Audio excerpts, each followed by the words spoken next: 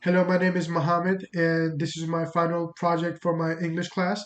Today's topic is Benjamin Franklin's autobiography, and I'm choosing this topic because I wrote my final essay on it, so all the information is very fresh in my mind, but also because this is a very, very important and prominent piece of literature for American history, and I think it's very important for all of us to study it and at least understand what is the message that Benjamin Franklin is portraying in his work. There are four different parts that this book is divided in. Each part has its own meaning, has its own definitions, reasonings to why he wrote them.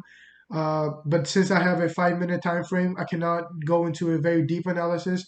I will briefly go over each point of view and what the main idea was, and why it's important for us to study each individually, because each individual topic has its own meaning, has its own lessons. So, starting off with the first one really talks about his family, personal family, personal figurines in his family that were important and what they did for his family.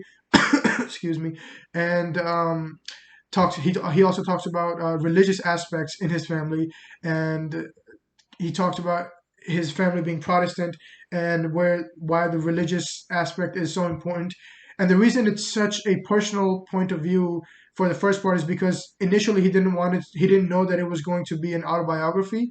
He was writing more as a journal for his son to read and to learn from his experience and become a businessman and become as successful as him. It wouldn't be until part two that he begins to write his book as more of a public affair rather than just personal. So in part two, he begins with letters from his friends discussing public affairs, public matters, because he was afraid that people might think he's being narcissistic, since his first part only talks about him, his family, and what he has done so far in his life. So he talks about public affairs, public opinion. He talks about letters from his friends and tries to diverge it from being so personal into more of a public and open matter.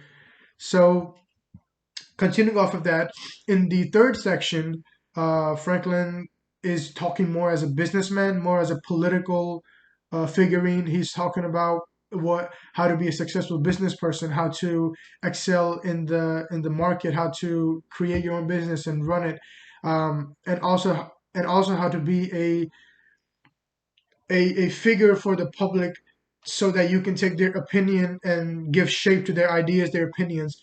And that's also very important, especially for the politicians of our world or our generation, because they are the ones that take our opinion and give it shape, give it power.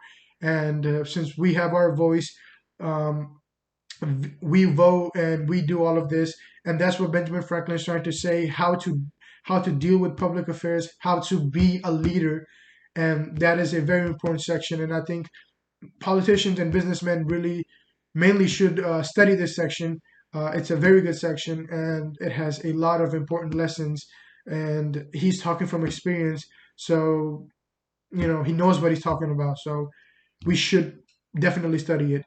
And he also talks about his love for his city, Philadelphia, and how he wants to change his city, make his city safer, ensure that people are getting treated right, people are earning what they should be earning, people are working hard, education is booming, business is booming, and he just wants to overall help the city grow. The last section, he talks about some old memories, some of the old friends, and a little bit of his diplomatic issues. He was having some concerns and some issues with the court and with some diplomatic issues that he discusses. He never, unfortunately, finished his book, but the reason we study this book, or the reason we want to study this book, is because it's a very important historical piece of literature. Uh, he was one of the prominent founding fathers of America. His book is expressing the principles of what a government should be, of what America became, and how America excelled, and why America is the number one nation in the world.